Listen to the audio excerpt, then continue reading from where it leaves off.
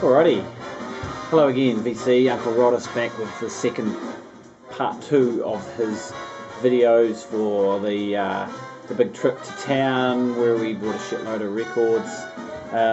Right, this is hopefully a better job because the last time I just made this video I forgot to turn the camera on, which is pretty dumb, isn't it?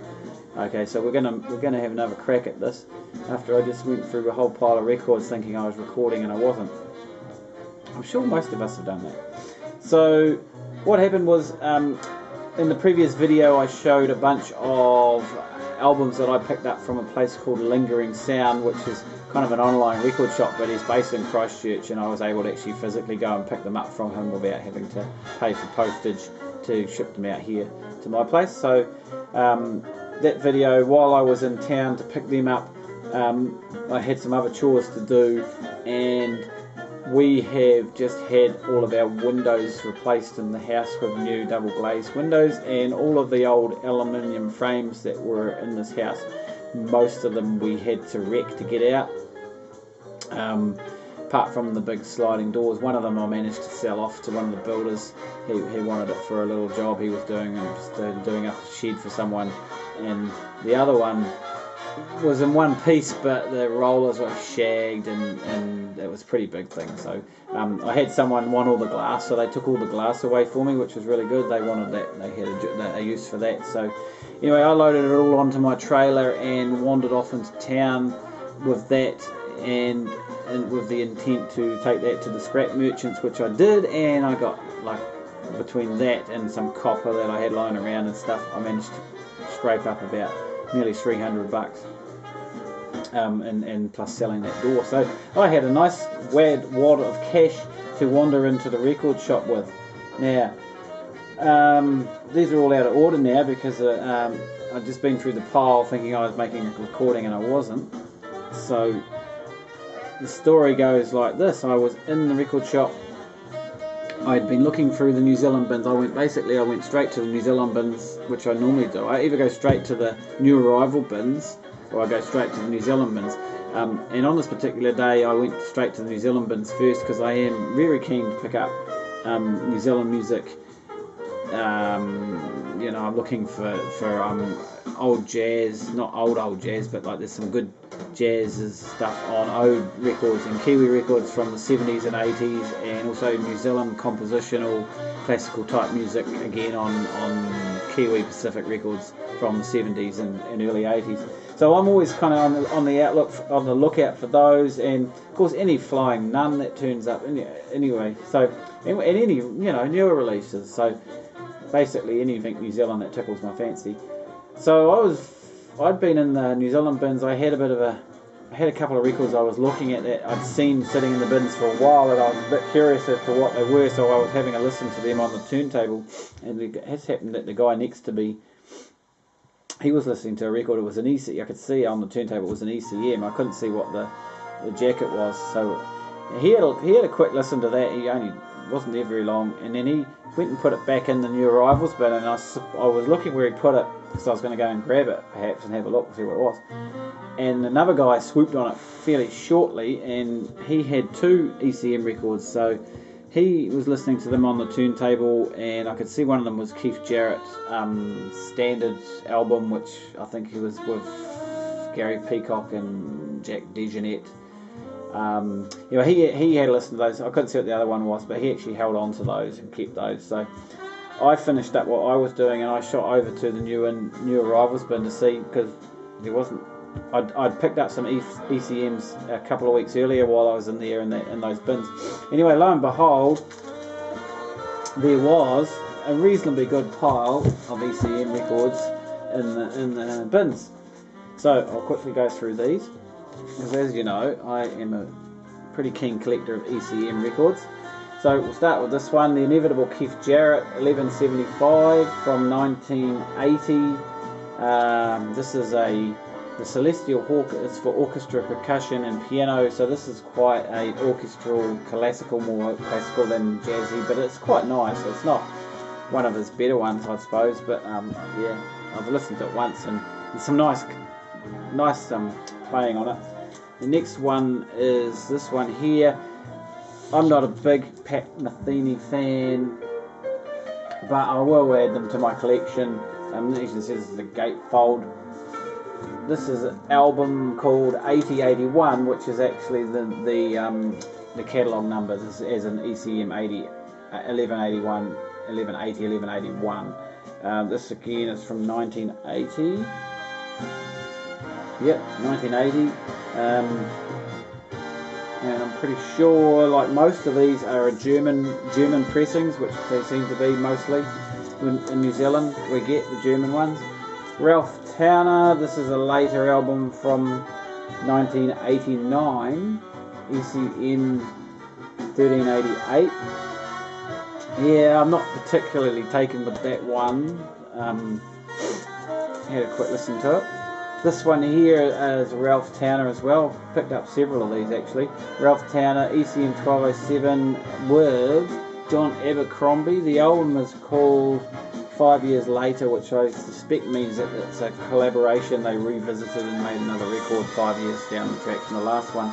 Here's a solo effort from Ralph, ECM 1173 from 1980.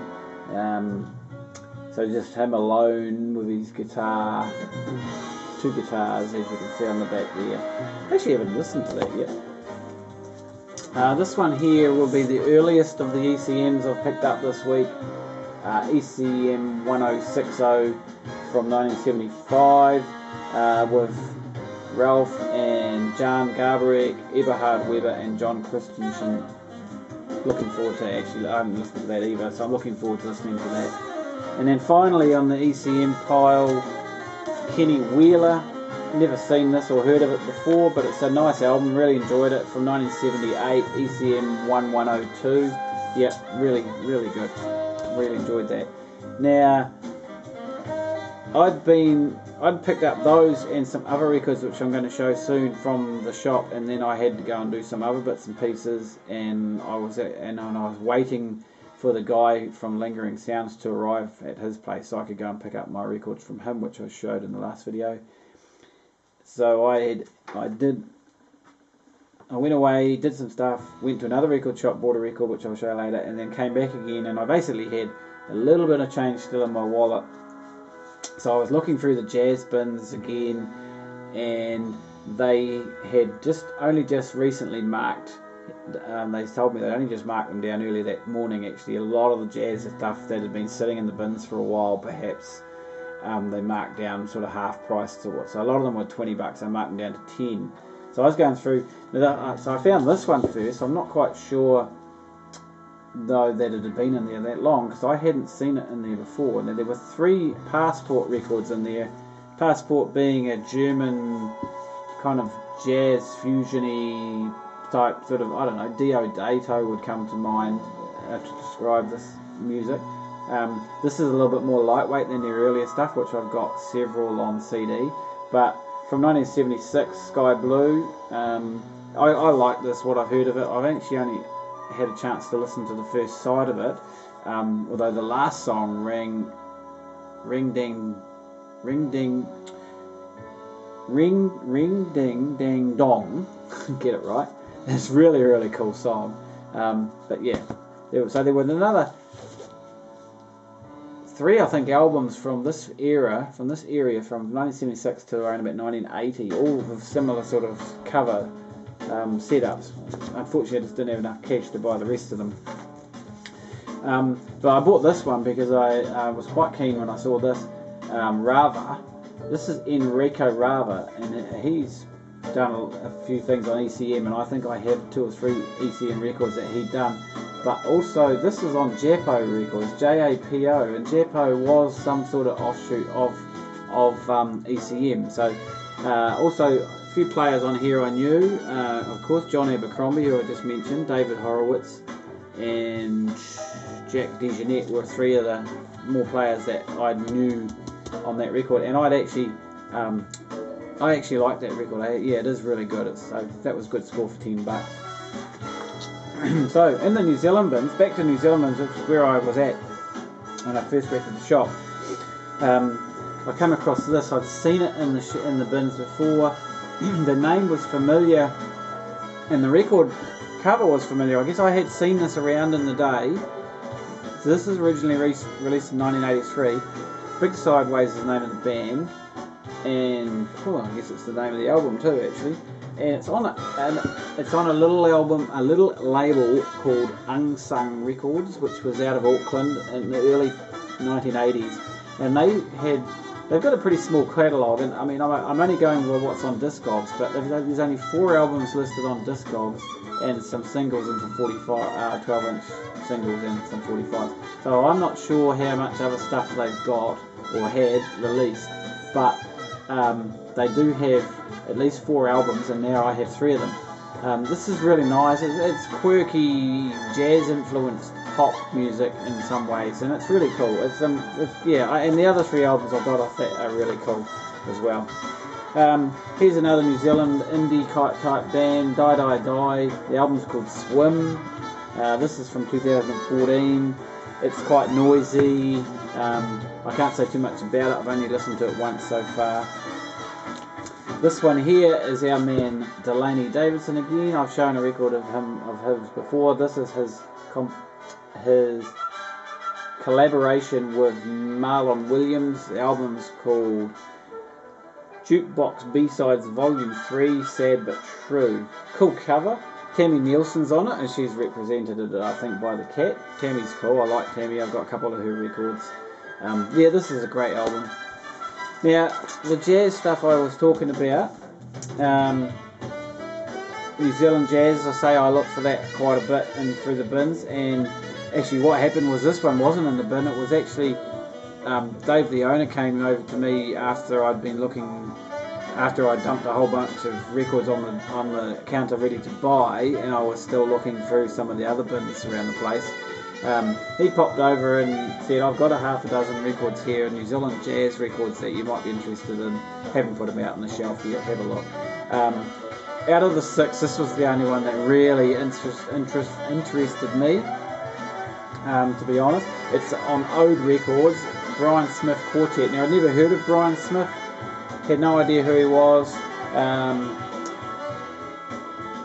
think most of the stuff here is originals from what I can understand, and like Ode Records, Ode there, they have put out some interesting jazz that I've picked up, a couple of jazz records that I've also picked up some pretty lame ones, unfortunately, so it's a bit hit and miss, especially if you don't know the bands to start with. But this one was pleasantly surprised. There's nothing too out there or anything, it's pretty straight ahead stuff, but it's one of those albums that just kind of sits nicely, and I like it. And then the other stuff, as I say, I'm kind of keeping an eye out for is this stuff here. A lot of these were released on what's called Kiwi Records. New Zealand composed, compositional type music. This is modern classical music, so to speak. Most of New Zealand stuff would be post World War II. I don't think there was really anything happening in the compositional classical scene in New Zealand before that. Douglas Lilburn's probably one of our biggest known artists, and he was certainly after the war. That was when he was really getting into it. So I picked this up because it's got a guy called John Rimmer on it, and also a guy called Edwin Carter. They're both Kiwis. The other piece of music on this is a piece of Bela Bartok Sonata for 2 pianos and percussion, which is actually quite a good piece. I like it. So yeah, it was good to have. This is actually quite rare, I understand. It was going for, it had $40 at our shop, but I heard someone say in Auckland it was going for $80. So yeah, I'm pleased to have that. I'm always looking out for those. And then the one that's actually playing in the background right now is this one here, the New Zealand Jazz Orchestra.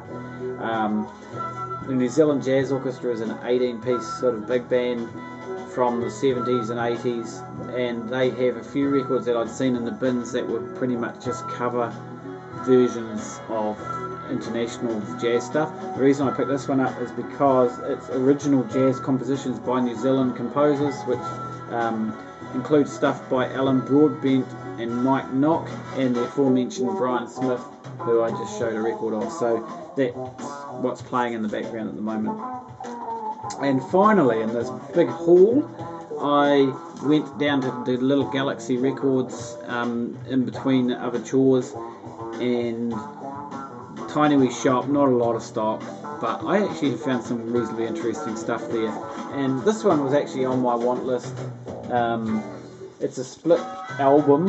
I mean, it plays at 33, and there's 6 songs on one side and 3 on the other. Girls Pissing on Girls Pissing. Three songs from them. They are from Auckland, I'm pretty sure. Split on the other side with this band called Loghorn Breed, who I believe are from Christchurch, and they have 6 songs. This is a stunning release. I mean, this is really alternative, heavy, sort of really out there music, kind of in a way. I mean, there's a lot of screaming and yelling vocals, very deep and dark, heavy bass. Loghorn Breed, to be honest, my description of them would be the birthday party on meth, pretty wild, and Girls Pissing is kind of in a similar vein. They're very similar bands, so they work well together. Great album release. Really impressed I got that. Actually wasn't too badly priced either. So that is a bit of a haul. That's certainly going to keep me happy for a while, and some of those I still haven't listened to. So yeah, well, thanks for watching again, and we'll see you all next time. Thank you.